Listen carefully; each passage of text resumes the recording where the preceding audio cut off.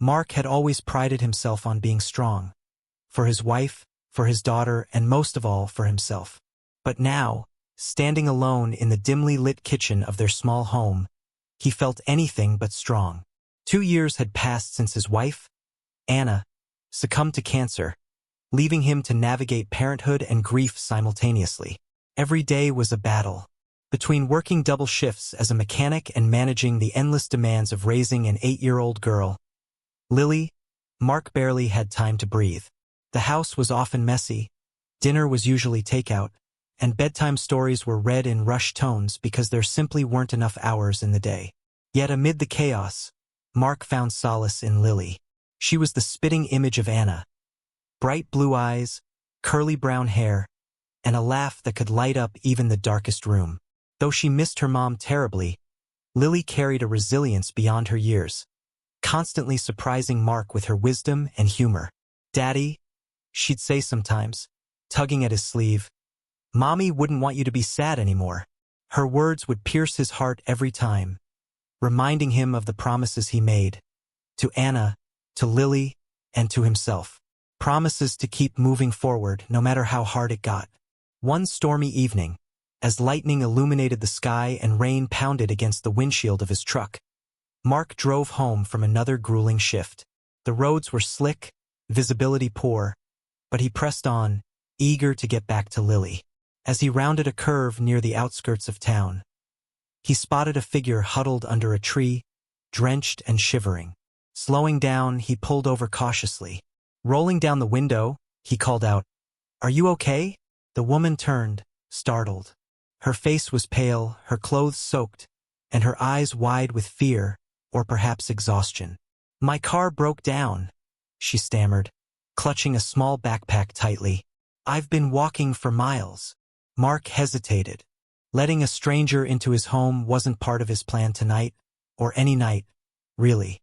He already had too much on his plate. But looking at her shivering frame, he couldn't ignore the voice inside urging him to help. "Get in," he said finally, unlocking the passenger door. "You can stay at my place until the storm passes." Little did he know, this simple act of kindness would set off a chain reaction that would change their lives forever. The drive home was quiet, save for the rhythmic patter of rain against the windshield. The woman, she introduced herself as Sarah, sat silently in the passenger seat, her damp hair clinging to her face. She stared out the window, seemingly lost in thought, while Mark stole occasional glances at her in the rearview mirror. She looked scared, he thought, noticing how tightly she clutched her backpack. But who wouldn't be stranded like that? When they arrived at the house, Lily greeted them at the door, her eyes widening with curiosity as she spotted Sarah. "Who's this?" she asked innocently, tilting her head. "This is Sarah," Mark explained gently. "Her car broke down, so she's staying here for the night." Lily smiled warmly and extended her hand. "Hi, Sarah. Welcome to our home."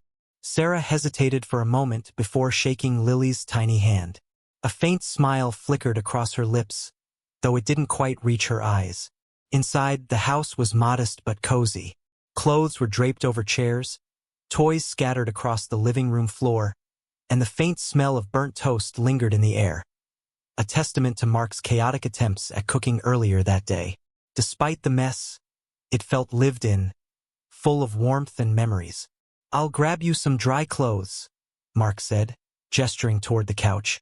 "You can sit by the heater until you warm up." As Sarah sank into the cushions, hugging a blanket around her shoulders, Lily plopped down beside her. "Do you want to play a game?"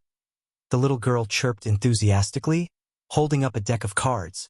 For the first time since meeting her, Sarah laughed.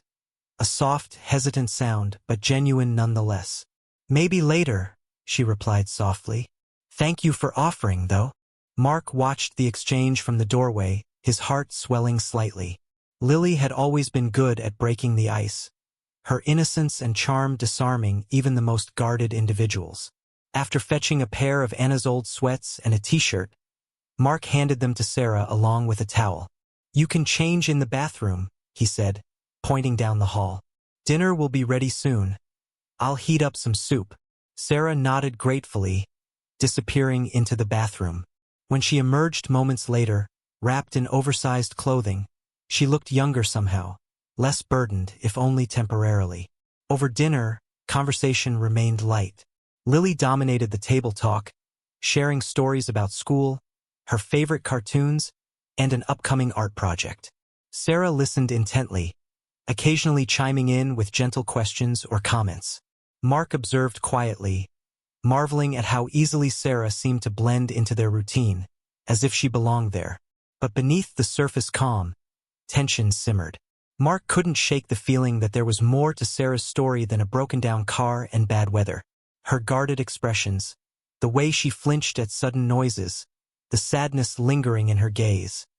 It all hinted at something deeper. Still, he reminded himself not to pry. This arrangement was temporary, he told himself firmly. She'd stay one night, maybe two, and then move on. He couldn't afford distractions, not with everything else weighing on him. That night, after tucking Lily into bed, Mark approached Sarah, who sat staring blankly at the fireplace. "The guest room is ready," he said softly. "You should get some rest." Sarah turned to him, her eyes glistening with unshed tears. "Thank you," she whispered, her voice trembling, "for everything. I don't know what I would have done without your help tonight." Mark shifted uncomfortably, unsure how to respond. "It's nothing," he muttered. Anyone would have done the same. But deep down, he knew that wasn't true. Not everyone would open their doors to a stranger, especially someone like him, already stretched thin and barely holding things together. Yet here he was doing exactly that. As Sarah retreated to the guest room, Mark lingered by the fireplace, staring into the flickering flames. For the first time in months, he felt a strange sense of peace. A fleeting reminder that kindness, no matter how small, could still make a difference. Little did he know, this decision would ripple far beyond one rainy night. The next morning, sunlight streamed through the curtains as Mark brewed coffee in the kitchen. The house was unusually quiet. Lily had left early for school, and Sarah still hadn't emerged from the guest room. He debated whether to check on her but decided against it, assuming she needed space after such an emotionally charged night. By mid-morning, however, Sarah appeared in the doorway, wearing the same borrowed clothes from the previous evening. She looked more composed now, though dark circles lingered under her eyes. "Good morning," she said hesitantly, offering a small smile. "Morning," Mark replied, pouring her a cup of coffee. "Sleep okay?" She nodded faintly, accepting the mug with both hands. "Better than I have in weeks, honestly. Thank you." They sat together at the kitchen table, sipping their drinks in silence. Eventually, Sarah spoke up, her voice barely above a whisper. "I don't want to overstay my welcome," she began cautiously. "I'll figure out what to do next. I just need a little time to get back on my feet." Mark shook his head firmly. "You're not overstaying anything. Stay as long as you need. No rush." His words seemed to catch her off guard. She blinked rapidly, clearly unaccustomed to such generosity. "You've already done so much for me," she murmured. "I don't know how to repay you." "There's nothing to repay," he assured her. "Helping people is what we're supposed to do." Sarah stared into her coffee, her expression distant. For a moment, Mark thought she might cry again. But instead, she took a deep breath and began sharing fragments of her story. "I used to live in another town," she started haltingly. "With someone. Things were fine at first, but then they changed. He became controlling, angry all the time. And when I tried to leave..." She trailed off, her voice cracking. Mark listened quietly, his chest tightening as realization dawned. He'd seen enough in life to recognize the signs of abuse. "He wouldn't let me go," Sarah continued, her hands trembling around the mug. "So I waited for the right moment. One night, while he was asleep, I packed a bag and ran. I've been moving ever since, staying wherever I can. Hotels, friends' couches, anywhere that feels safe for a little while." Her voice grew softer, almost inaudible. "But no place ever feels safe enough." Mark felt anger bubbling inside him. Not toward Sarah, but toward the man who had caused her so much pain. Still, he kept his emotions in check, knowing this wasn't about him. "You're safe here," he said simply, meeting her gaze. "As long as you need to be." Tears spilled down Sarah's cheeks, and she quickly wiped them away. "I'm sorry," she whispered. "I didn't mean to unload on you like that." "It's okay," Mark replied gently. "Sometimes talking helps. Trust me. I know." Over the next few days, Sarah gradually opened up more, revealing pieces of her past during quiet moments between chores or conversations over meals. Mark learned that she had once dreamed of becoming a teacher, but abandoned those plans after meeting her ex-partner. Now, she worked odd jobs wherever she could find them, constantly looking over her shoulder for fear of being found. Despite her struggles, Sarah brought light into their home. She cleaned tirelessly, organizing cluttered spaces and making repairs Mark had long neglected. She cooked hearty dinners, filling the house with aromas of garlic and spices that reminded him of Anna. Most importantly, she connected with Lily, teaching her songs, braiding her hair, and reading bedtime stories with a tenderness that made Mark's heart ache. One evening, as Sarah helped Lily assemble a puzzle on the living room floor, Mark watched from the doorway, struck by how natural they looked together. It was as if Sarah had always belonged there, as if their broken little family had somehow grown stronger with her presence. Yet beneath the surface warmth, unresolved tension lingered. Sarah rarely spoke about her ex or where she planned to go next. Instead, she focused on the present, helping Mark navigate daily challenges while avoiding discussions about her future. Mark sensed she was hiding something, but he also understood the weight of carrying secrets. So he waited patiently, trusting that when she was ready, she'd share the rest of her story. For now, their fragile bond continued to grow, built on shared struggles and mutual support. Slowly but surely, Sarah began to heal, finding solace in the stability of their home, and in the kindness of a man who refused to turn his back on someone in need. As the days turned into weeks, Sarah became an integral part of Mark and Lily's household. What had started as a temporary stay evolved into something deeper, a connection rooted in shared vulnerability, trust, and healing. Though none of them spoke openly about it, the three of them began to function like a family, each filling gaps left by loss and hardship. Mark noticed subtle changes in himself first. The relentless exhaustion that had consumed him for years began to lift, replaced by a renewed sense of purpose. With Sarah handling some of the household responsibilities, cooking meals, folding laundry, tidying up, he finally had time to breathe. More importantly, he found himself smiling again, laughing at Lily's antics or engaging in light-hearted banter with Sarah during dinner prep. For Lily, having Sarah around was like gaining a second mother. She followed her everywhere, eagerly seeking approval or advice on everything from school projects to friendship troubles. One afternoon, while baking cookies together, Lily proudly declared, "You're my favorite person ever." Sarah laughed, tousling her hair affectionately. "Well, I think you're pretty amazing too." But it wasn't just Lily who benefited from Sarah's presence. Mark realized how much he relied on her, not just for practical help but for emotional support. Late nights, when the weight of his grief felt especially heavy, Sarah would sit with him in the living room, silently sipping tea or offering gentle words of encouragement.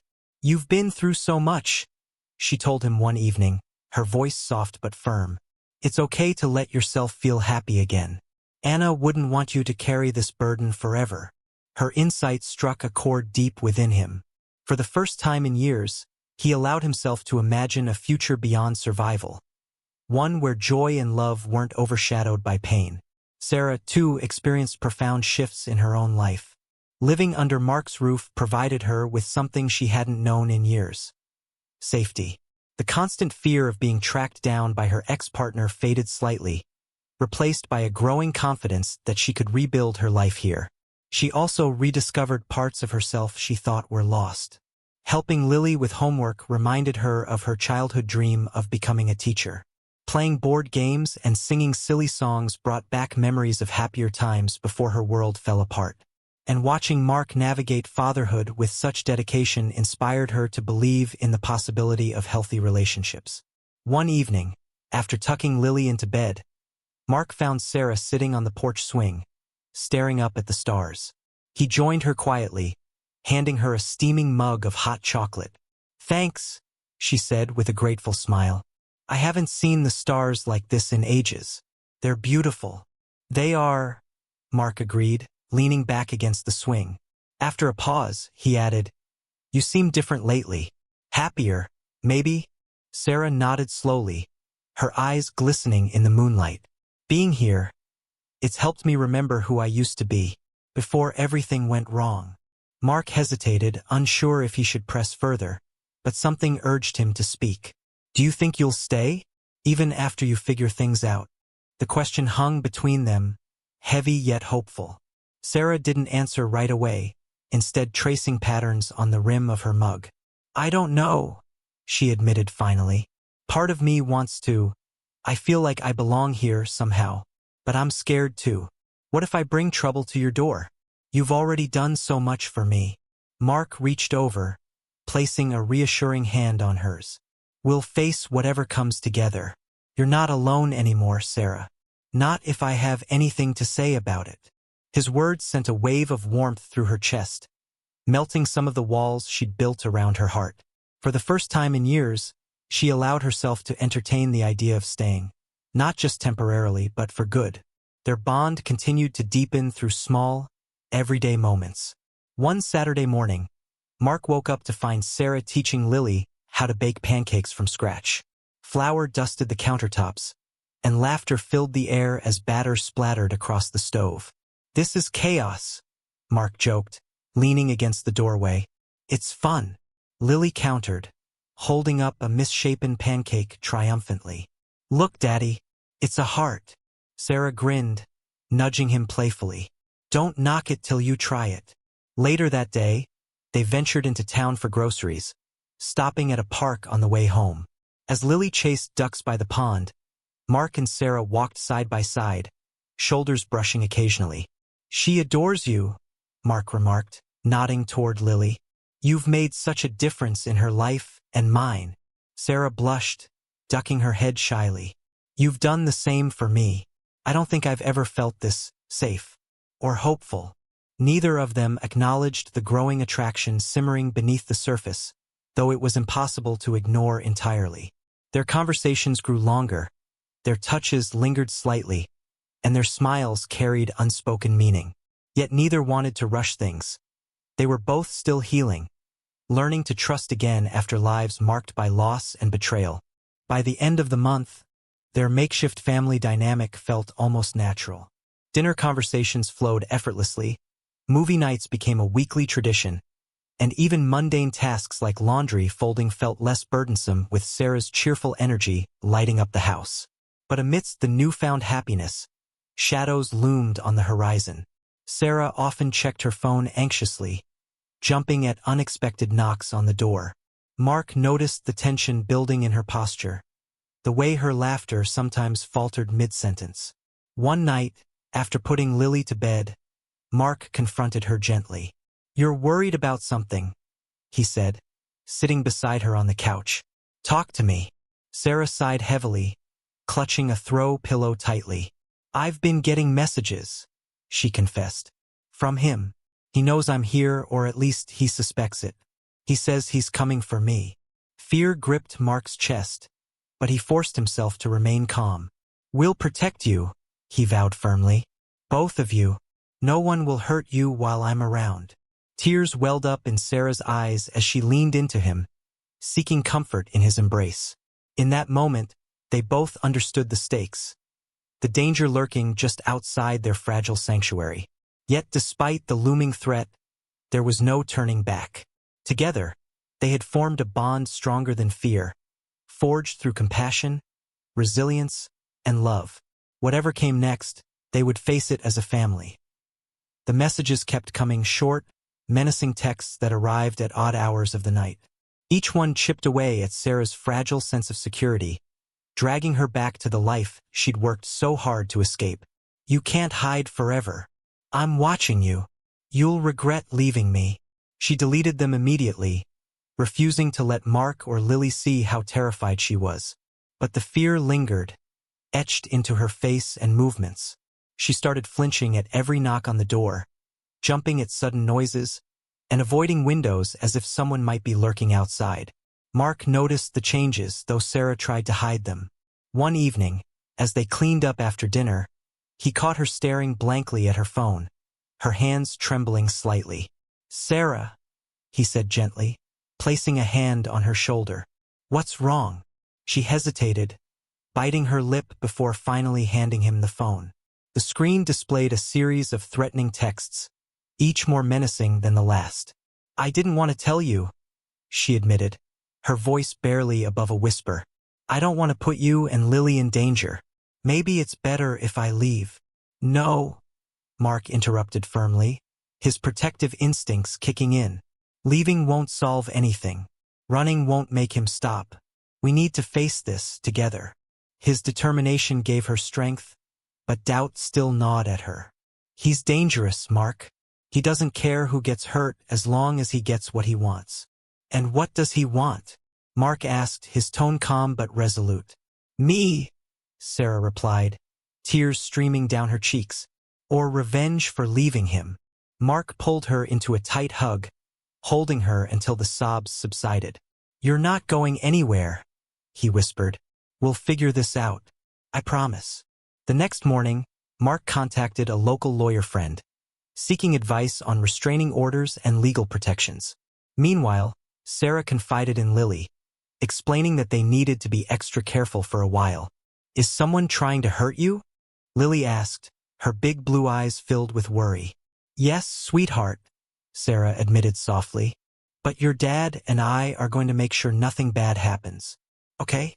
Lily nodded solemnly, wrapping her arms around Sarah's neck. "I love you, Sarah. Please don't go." Those simple words broke Sarah's heart and solidified her resolve. She couldn't leave, not now. Not when these two people had become her family. As days passed, tension built steadily. Mark installed motion sensor lights around the house and kept a baseball bat by the front door, just in case. Sarah avoided leaving the house alone, sticking close to Mark whenever possible. Even Lily seemed to sense the unease, clinging to both adults more than usual. Then, one chilly evening, their worst fears came true. A loud knock echoed through the house, startling everyone. Mark froze mid-step, his heart pounding as he approached the door. Peering through the peephole, he saw a man standing there. A tall, broad-shouldered figure with an angry scowl etched across his face. "It's him," Sarah whispered hoarsely, backing away toward the kitchen where Lily sat wide-eyed. Mark turned to her, his expression grim but determined. "Stay here with Lily. Don't come out unless I say so." Before she could protest, he opened the door cautiously, stepping onto the porch to block the man's view of the interior. "What do you want?" Mark demanded, his voice steady despite the adrenaline coursing through him. The man sneered, crossing his arms. "Where is she? You think you can take what's mine? She's not yours." Mark shot back, his tone icy. "And you're not welcome here. Leave now, or I'll call the police." For a moment, the man hesitated, his gaze darting past Mark into the dimly lit hallway. Then, with a low growl, he stepped closer, invading Mark's personal space. "You don't know who you're messing with," he snarled. "This isn't over." Before Mark could respond, headlights illuminated the driveway as a neighbor returned home. Startled, the man backed off, glaring menacingly before turning and disappearing into the shadows. Mark watched him go, his fists clenched tightly. When he finally closed the door and locked it securely, Sarah rushed to him, her face pale with fear. "He found us," she whispered, her voice shaking. "Yes," Mark replied, pulling her into a protective embrace. "But we're not letting him win." Over the next few days, they took additional precautions. Mark contacted the authorities, filing a report and requesting patrols near their home. Sarah reached out to a domestic violence hotline, securing resources and support in case things escalated further. Together, they prepared for the possibility of another confrontation, but neither wavered in their commitment to protecting each other. One afternoon, as they sat together in the living room, Sarah looked at Mark with tearful gratitude. "I never thought I'd find people like you and Lily," she confessed. You've given me something I haven't had in years. A real family. I won't let him take that away. Mark smiled softly, squeezing her hand reassuringly. We're not losing you either. No matter what happens, we stick together. Even Lily chimed in, her small voice full of conviction. We're a team. Their unity became their greatest strength, binding them closer as they braced for whatever came next. Though the shadow of Sarah's past loomed large, their combined resilience shone brighter. They were no longer individuals facing separate battles. They were a family united against adversity. The tension in the house remained palpable for weeks. Every creak of the floorboards, every unfamiliar car passing by, sent a jolt of fear through Sarah. But Mark's unwavering support gave her the courage to keep going. Together, they fortified their home, not just with locks and alarms but with love and trust. One evening, as Sarah tucked Lily into bed, the little girl looked up at her with wide, earnest eyes. Will you be here tomorrow? She asked softly, clutching Sarah's hand tightly. Yes, sweetheart, Sarah promised, brushing a strand of hair from Lily's face. I'm not going anywhere. Lily smiled sleepily, closing her eyes as Sarah kissed her forehead. Watching this tender moment from the doorway, Mark felt a surge of gratitude and resolve. He wouldn't let anyone tear apart the family they'd built together. A few nights later, the confrontation they had feared finally arrived. It was late, the house quiet except for the hum of the refrigerator and the occasional rustle of curtains in the breeze. Mark was reading on the couch when he heard tires screech outside. Rushing to the window, he saw a familiar figure stepping out of a dark sedan. The same man who had threatened them before. This time, however, Mark wasn't alone. Grabbing his phone, he dialed 911 while keeping watch through the blinds. Beside him, Sarah clutched a flashlight, her hands trembling but determined. He's back, she whispered, her voice laced with panic. I know, Mark replied firmly. Stay behind me. The man pounded on the door, shouting obscenities and demanding to see Sarah. His rage echoed through the night, chilling even the bravest hearts. You can't hide her forever, he bellowed, pounding harder. Mark opened the door just enough to speak, but not enough to let the man inside. She doesn't want to see you, Mark said calmly, his voice steady despite the storm raging outside. Leave now, or I'll make sure you regret it. The man sneered, trying to force his way in. But Mark stood firm, blocking the entrance with his body. Behind him, Sarah held the flashlight like a weapon, ready to defend herself and her new family if needed. You think you're some kind of hero? The man spat, his anger boiling over. You don't know what she did to me. It's not about her actions. It's about yours, Mark shot back. Hurting people isn't strength. It's cowardice. And you're done terrorizing her. Before the situation could escalate further, red and blue lights flashed in the driveway. The sound of approaching sirens filled the air, causing the man to freeze. Moments later, police officers stepped out of their cars, surrounding him.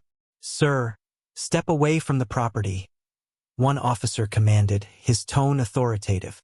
Defeated, the man raised his hands reluctantly, glaring at Mark and Sarah with venomous hatred.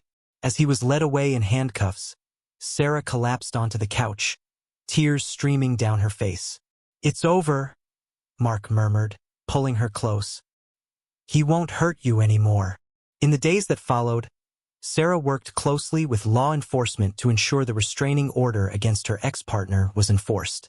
With legal protection in place, she began rebuilding her life, this time without fear. For Mark and Lily, having Sarah stay permanently was no longer a question. She had become an irreplaceable part of their lives, filling the void left by Anna's passing with warmth, laughter, and unconditional love. One sunny afternoon, as they sat together in the backyard, Lily turned to Sarah with a hopeful smile. Does this mean you're my mom now? She asked innocently. Sarah hesitated, glancing at Mark for reassurance. He nodded encouragingly, his eyes shining with pride. If you'll have me, Sarah replied softly, hugging Lily tightly. Yes, Lily cheered, throwing her arms around Sarah's neck. Mark watched the scene unfold, his heart swelling with emotion. For so long, he had carried the weight of grief and responsibility alone. Now, surrounded by the two most important people in his life, he felt whole again. As months passed, their bond deepened further. Sarah enrolled in online courses to pursue her dream of becoming a teacher, inspired by Lily's enthusiasm for learning. Mark continued working hard, knowing that their future was brighter because of the sacrifices they'd all made. Together, they created a home filled with laughter, resilience, and hope, a testament to the power of compassion and second chances. On a crisp autumn evening, as golden leaves swirled around the yard, Mark pulled Sarah aside after dinner.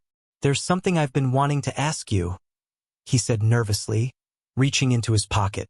Her eyes widened as he knelt before her, holding out a simple yet meaningful ring. "Sarah, you've brought light back into our lives when we thought we'd lost it forever. Will you marry me and officially become part of our family?" Tears streamed down her face as she nodded, falling into his arms. "Yes," she whispered. "1,000 times yes."